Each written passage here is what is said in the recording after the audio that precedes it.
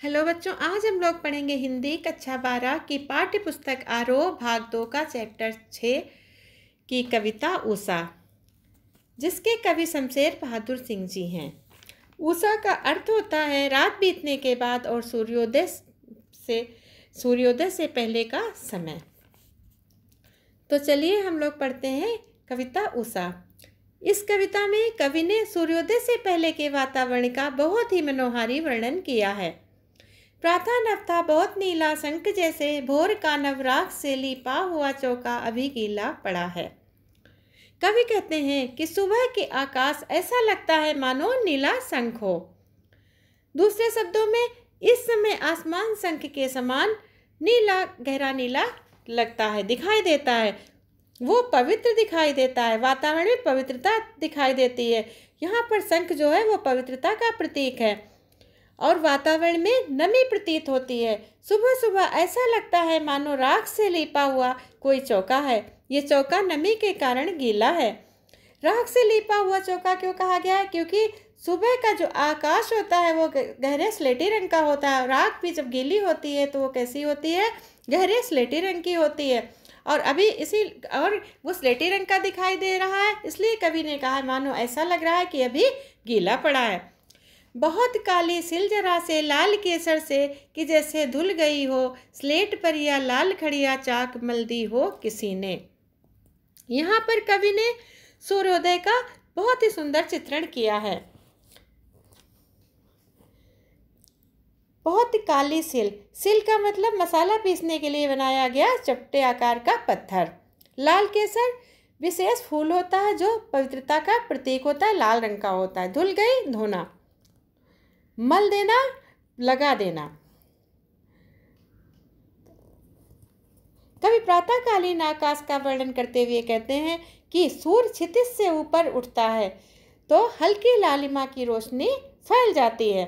ऐसा लगता है कि काले रंग की सिल जो है उसके ऊपर लाल केसर डाल दी गई है, या लाल केसर पीस करके और उसको धो दिया गया। धुलने के बाद जो रंग आता है वो रंग आकाश का सुबह सुबह दिखाई दे रहा है।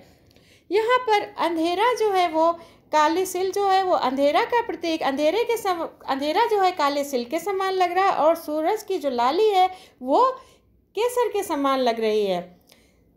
स्लेट पर या लाल खड़िया चाक मल दी हो किसी ने। और इस समय आकाश ऐसा लगता है मानो काली स्लेट पर लाल खड़िया या लाल चाक जो है किसी ने लगा दी हो, उसका पाउडर लगा दिया हो किसी ने। ऐसा रंग अंधेरे का, ऐसा रंग दिखाई दे रहा है। यहाँ पर स्लेट जो है, अंधेरा जो स्लेट है, अंधेरा जो है स्लेट, काली स्लेट के समान लग रहा है और सुबह की लालिमा खड़िया या चाक के समान लाल लग रही है। तो ऐसा लग रहा है जैसे सुबह आसमान में लाल लाल जो धब्बे हैं, खड़िया और चाक के जो लाल कलर आया है, लाल रंग आया है, वो ऐसा लग रहा है जैसे आसमान में, स्लेटी आसमान में लाल लाल धब्बे हों। नील जल में या किसी की गौर झिलमिल देह जैसे हिल रही हो और जादू टूटता है इस उषा का अब सूर्योदय हो रहा है।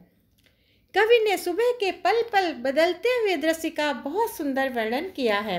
वो कहते हैं कि सूर्योदय के समय आकाश में नीला रंग छा जाता है, गहरा नीला रंग छा जाता है, क्योंकि सुबह जो है आकाश स्वच्छ होता है और जब सुबह हम लोग उठते हैं तो देखो आकाश एकदम से नीला दिखाई देता है। तो कवि यहाँ पर कह रहे हैं कि गहरा नीला रंग आकाश में छा जाता है तो ऐसा लग रहा है, और सूर्य की लालिमा दिखाई देने लगती है तो ऐसा लग रहा है मानो जो आकाश का नीला रंग है वो ऐसा लग रहा है जैसे नीला जल हो और सूर्य की किरणें किसी युवती की सुंदर देह के समान लग रही हैं। जैसे लग रहा है मानो कि कोई सुंदर युवती नीले जल में नहा करके झिलमिल करती हुई निकल रही है और वो जल और झिलमिल करती हुई झिलमिला रही है, झिलमिल करती हुई चमक मारती हुई निकल रही है। और जादू टूटता है इस उषा का अब सूर्योदय हो रहा है।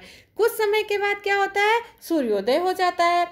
जब सूर्योदय हो जाता है तो उषा का पल पल बदलता जो सौंदर्य है वो एकदम समाप्त हो जाता है और ऐसा लगता है कि उषा का जादुई प्रभाव धीरे धीरे कम होता चला जाता है और उसका आकर्षण समाप्त हो जाता है और सूर्योदय हो जाता है, यानी सूर्य निकल आता है। सूर्य निकल करके सबको संदेश देता है। सूर्य का निकलना ऐसा लगता है मानो हमें संदेश दे रहा है कि सब लोग जगो और अपने अपने कार्य में लग जाओ। कि जब सूर्य निकलता है उसके साथ सब लोग उठ जाते हैं, सारे लोग जग जाते हैं और अपने कामों में लग जाते हैं।